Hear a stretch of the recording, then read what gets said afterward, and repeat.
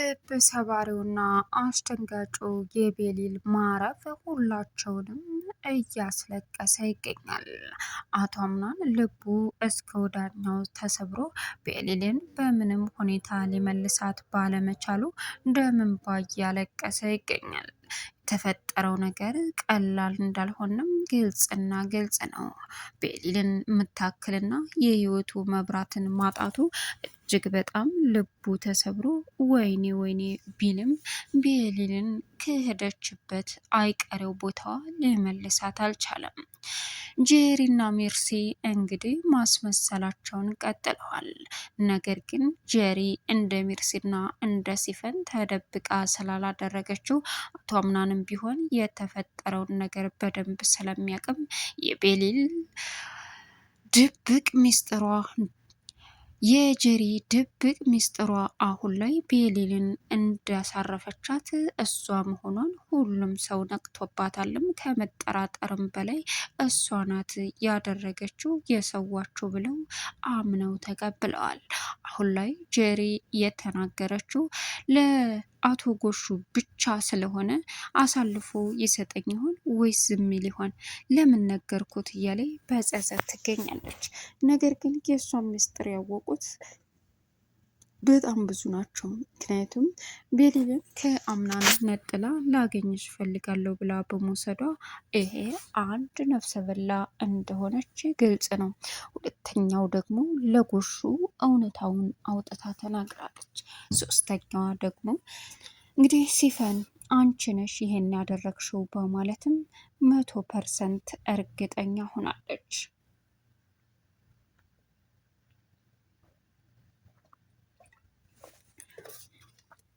ሰላም ውድና የተከበራችሁ የዙዙነት ሚዲያ ቤተሰቦች እንዴት ናችሁ? ላይ ሰላማችሁ ይብዛል። ለዚህ ቻናል አዲስ የሆናችሁ ሰብስክራይብ እያደረጋችሁ ቪዲዮውን እስከ መጨረሻው ተከታተሉ።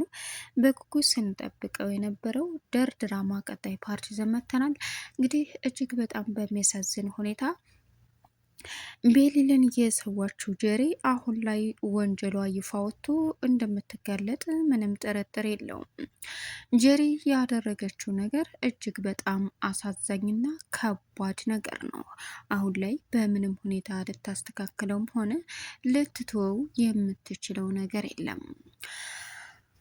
ቤሊል አሁን ላይ ሆስፒታል በገባችበት በሚያሳዝን ሁኔታ እንግዲህ የተፈጠረውን ነገር ለአቶ አምናን ሲነገር የቤሊል የመዳን እድሏ ህይወቷ አደጋ ላይ እንደሆነም ደውለው ለአቶ አምናን ሲነግሩት ሲፈን ደውላ ስትጠይቅም አሁን ላይ ለሲፈንም የነገራት የቤሊል አደገኛ ህይወት በጣም አሳዛኝ እንጂ የምተርፍ አይመስለኝም የሚል ነበር። ሲፈን እንግዲህ ለጄሪ ሂዳ እንዴትስ ሳሰሚ ያን ሁላ ጩኸት ስትላትም አልሰማውም አለች። ቀጠለችና እሷም የተናገረቻት ለአቶ አምናን ደውዬለን ነበር እና ምን አለ? እሱማ ህይወቱ አደጋ ላይ ነው የሚለው። ምን አለች? አዎ ምን ነው ደነገሽ? አለቻት።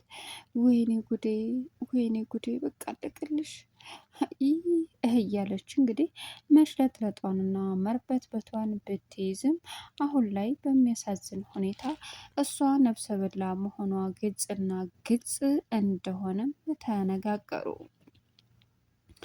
ሙስጠፋ አሁን ላይ ደግሞ ምን አድርገሽ ነው አንቺማ ትረቢ ብሏት ነበር። ግን የሚያሳዝነው ነገር ምንም ይሁን ምንም አሁን እሷ ያደረገችው ከባድና መጥፎ ነገር እንደሆነም ስለተረዳ እምን ውስጥ ገብተሽ ነው ጄሪ አንቺ እኮ አታፍሪም እያለ ነበር።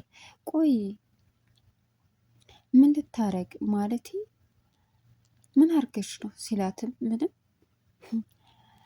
እና ላማክረ ፈልጌ ነበር በቃ ትቸዋለሁ አለች። ምክንያቱም ለጎሹ ስላማከረችው ጎሹ ደግሞ በሚያሳዝን ሁኔታ አሁን ላይ ሁሉንም ነገር በጣም ተናዶ እንዴት ይህን ታረጊያለሽ? ለምን ይህን ትሰሪያለሽ? ለምን እያለ እየጠየቃት ነበረ። እሷም መጨረሻ ላይ ይቅርታ በማለትም ነበር የመለሰችለት። እንግዲህ እኔ ፈልጌውና ወድጃ ያደረግኩን ነገር የለም በቃ የሆነው ነገር ነው እባክህን ስትለው እሺ በቃ ተጎና ሆነሽ ይቅርታ ስትጠይቂያት ሁሉም ነገር ይስተካከላል ብሏት ነበር። ግን የሚያሳዝነው መስተካከል እንደማትችልና የሚከብደው ነገር ግን ህይወቷ የቤሊል እንዳለፈ ስትነገርም የመጨረሻ ልቧ እያዘነና እያለቀሰች ትገኛለች። ሌላኛውና አሳሳቢው እንግዲህ አሁን ላይ አቶ አምናን የተቀማው በጣም የሚወዳትን በጣም የሚያከብራትን በጣም ትልቅ ውለታ በህይወቱ የምትውልለትን ቤሊልን ነው። ቤሊልን አቶ በህይወት እንደማይኖርም እንግዲህ ለወይዘሮ ዛህራ ሲነግራትም ወይዘሮ ዛህራም እንድ ተረጋጋ፣ ጥላቷን የምትበቀልላት እንደዚህ ስለሆንክ አይደለም፣ እባክህን ልጄ እባክህን እያለች ስትጠይቀውም እሱም ይቺ ነፍሰ በላ መያዝ አለባት ይቺ ማትረባ ሲልም ልጄ ተረጋጋ ተረጋጋ፣ እኔ አንተን ላረጋጋ ወይስ የገባሁበትን ሐዘን ያጣኋትን ልጅን ላስታውስ እያለች ማልቀሷን ብትጀምርም ግን ደግሞ አሳዛኙና ከባዱ አሁን ላይ ቤሊል በተፈጠረው ነገር ምንም ይሁን ምንም ህይወቱ አስደንጋጭ እንደሆነ ግልጽ ነው። ግን አቶ አምናን ወደ ቤት ሲመጣ የተነገረው ነገር በጣም ከባድ ነበረ። እናም ወይዘሮ ዛህራ የምትሆነው ግራ ገብቷት ልጄ ደህና እንዳልሆነች ውስጤ ነግሮኛል፣ አውቄዋለሁ፣ ልጄ የሆነ ነገር ሆናለች። እናቴ ዛህራ አዝናለሁ። ምንድነው አዝናለሁ የምትለኝ? ልጄ ሞተች እንዴ? ቤሊልን ላተርፋት አልቻልኩም። እሺ ምን ላደርግ? ቤሊልን ላተርፋት አልቻልኩም እያለ እንግዲህ አቶ አምናን ማልቀሱን ሲጀምርም እንግዲህ ሁሉም መላቀስ ጀመሩ።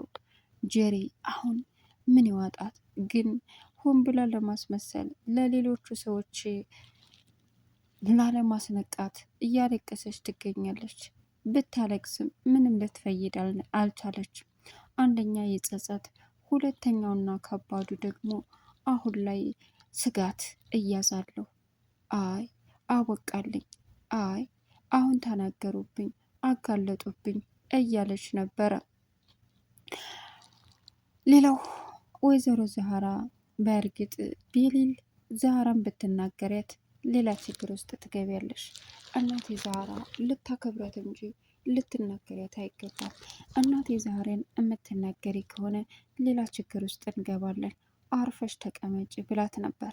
በዚህን ሰዓት ሀይ እያለች እንግዲህ በሚያሳዝን ሁኔታ ምን አባሻ ገባሽ ገና ጥፋት አለው ስትልም አንቺ አርፈሽ ተቀመጭ፣ እናቴ ዛህራ አይደለም ልትሰደብ ይቅርና ማንም ምንም እንድላት አልፈልግም፣ ክብር ይኖረሽ፣ ስርዓት ይኖረሽ እያለች እንግዲህ ቤሊል ስትናገር ምን አባሻሽ በማለትም በንቀት ጥላት ስለሄደች ነበረ።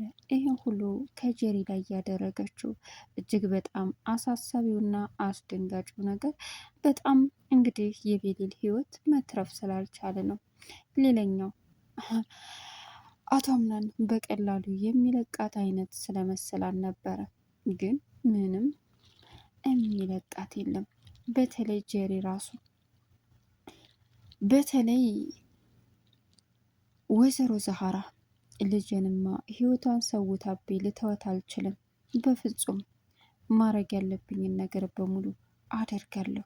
ይህች አረመኔ ለህግ ማለት አሳልፌ መስጠት አለብኝ እያለች ወይዘሮ ዛህራ ብዙ ነገር ስታስብም አቶ አምናን ግን በፍጹም አሁን ላይ ጄሪን ተአይኑ ሊተወት አልቻለም።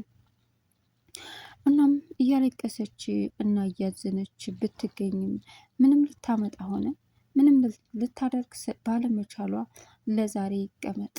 ይሄ ሁሉ ነገር የተፈጠረው እንግዲህ በጣም ከባድና አስደንጋጭ ነው። በቃ አምናን አሁን እንደዚህ ነው ብለው ይበልጥ ችግር ነው ወይችን የሚገላትና ሌላ መንስኤ ነው እያለች እየየ ማለቷን ስትጀምርም ግን አማራጭ የላትም። በውስጧ እየታፈነ ጩኸት ሆኖባት ታለቅሳለች ወይዘሮ ዛህራ። አቶ አምናንም እንደዛው። ግን ምን ማድረግ እንዳለበት ጠንቅቆ ያውቃል። ጄሪን ይጎዳታል አቶ አምናን ወይስ ደግሞ ለህግ አሳልፎ ይሰጣታል? እጅግ በጣም ያሳዝናል።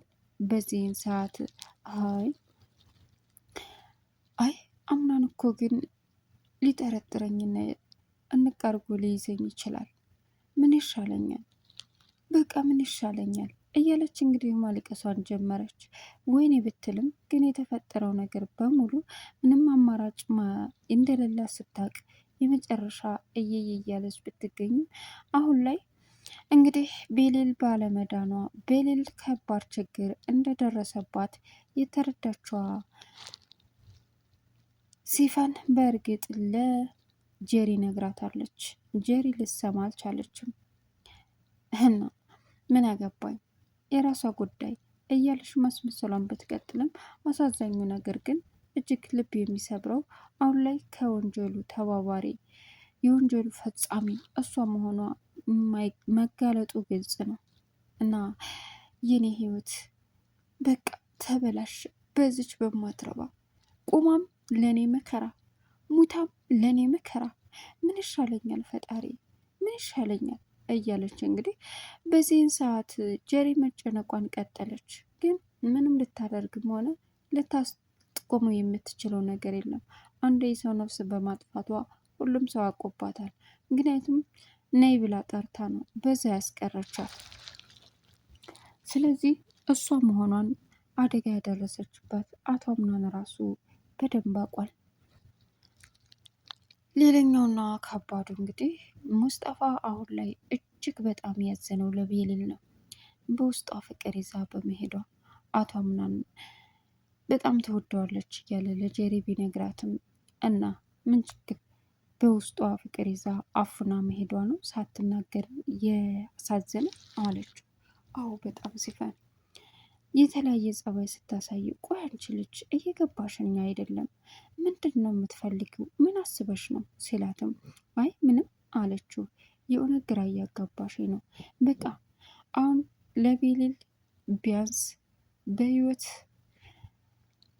ባትኖር እንኳ በመሞቷ ጥላቷ ልንጋፈጥላት ይገባል። ምን አድርገን እዩልሽ ጄሪ ቤሊል አንቺ ሲፈን እሷ የደረሰባትን ነገር ማን እንዳደረሰባት ማን ምን እንዳደረገ ማወቅ አለብን። ምን? አዎ። እና ምን ልታደርጋት? በዚህን ሰዓት ምን ልታደርገው አይባልም። ታውቂያታለሽ እንዴ? ወንድ ነው ሴት? ምን ልታደርጋት ነው ማለት ሲላትም አይ እንዲሁ ዝም ብዬ ነው አለችው። ነፍሰ በላውን ላግኛት እንጂ እመኝ ለህግ አሳልፌ እሰጣታለሁ።